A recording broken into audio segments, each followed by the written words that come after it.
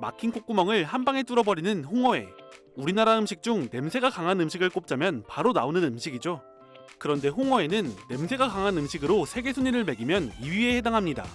1위는 스웨덴의 청어 발효 음식 스루스트레밍이죠. 이 음식은 세계 최악의 냄새를 가진 음식으로 유명한데, 스루스트레밍 캔을 집안에서 개봉하면 냄새가 일주일은 사라지지 않는다고 하며 스웨덴에선 공공장소에서 먹는 것을 불법으로 지정하고 있을 정도입니다. 그냥 먹는 영상만 찍어도 유튜브 콘텐츠가 된다는 이 음식, 대체 이런 음식은 왜 만들어 먹게 된 것일까요? 중세 유럽엔 종교적 이유로 고기를 먹으면 안 되는 날이 있었습니다.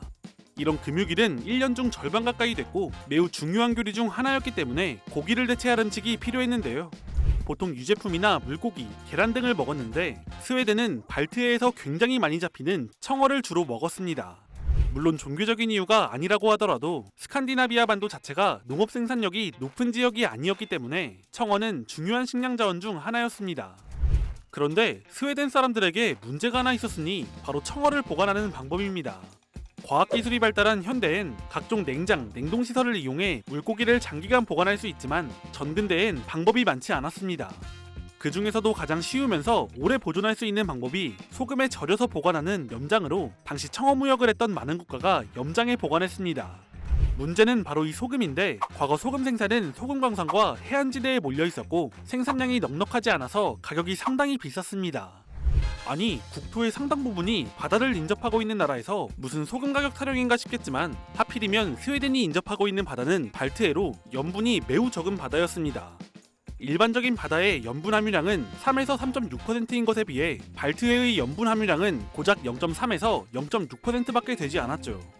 이게 어느 정도 수준이냐면, 만약 여러분이 발트해에서 조난당한다면 바닷물을 마셔도 탈수 증상이 없고 수분을 공급할 수 있습니다. 결국 스웨덴 사람들은 청어를 아무리 많이 잡아도 보관이 쉽지 않았습니다. 이러한 이유로 16세기 북부 스웨덴 사람들은 비싼 소금을 덜 쓰고 청어를 보관할 수는 없는 걸까라는 고민이 있었는데요. 그 결과물이 바로 소금이 아니라 소금물, 그것도 염도가 낮은 소금물에 청어를 절여 보관한 스루스트레밍입니다. 당시엔 나무통에 보관했는데 일단 이렇게 보관해보니 청어가 썩었는지 악취가 엄청나긴 했지만 먹어도 탈이 나지 않았습니다. 썩은 게 아니라 발효가 된 것이었죠. 스루스트레밍의 기원에 대해선 좀 더 디테일한 이야기도 있습니다. 소금이 부족했던 16세기의 이야기인데, 어떤 스웨덴 선원들이 염장이 덜 돼 상한 청어 한 통을 한 핀란드의 항구에 팔았고 주민들이 그것을 맛있게 먹더니 다음에 찾아온 선원들에게 상한 청어를 더 만들어 팔라고 요구했다는 이야기입니다.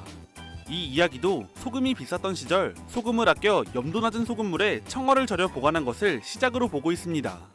스루스트레밍의 제조 방법은 현대에도 크게 다르지 않습니다. 봄에 청어를 잡아서 강한 소금물에 하루가량 담가 핏물을 빼고 다시 약한 소금물에 담가서 약 2달가량 보관 후 깡통에 넣어 밀폐합니다. 이후 캔에서 약 6개월에서 1년가량 발효시킨 후 먹는다고 합니다. 그렇다면 스루스트레밍은 지금도 인기가 있을까요? 스루스트레밍의 악취는 하수구의 썩은 달걀 같다고 하며, 오죽하면 스웨덴에서도 발코니나 야외 등 개방된 공간에서 먹는 게 매너라고 하는데요. 일부 항공사에선 기내 반입이 금지되어 있습니다.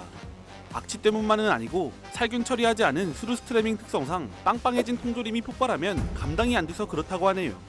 이외에도 1981년 독일의 집주인은 세입자가 집에 고의로 스루스트레밍을 쏟아 집에서 악취가 진동하자 세입자를 퇴거시키기도 했습니다.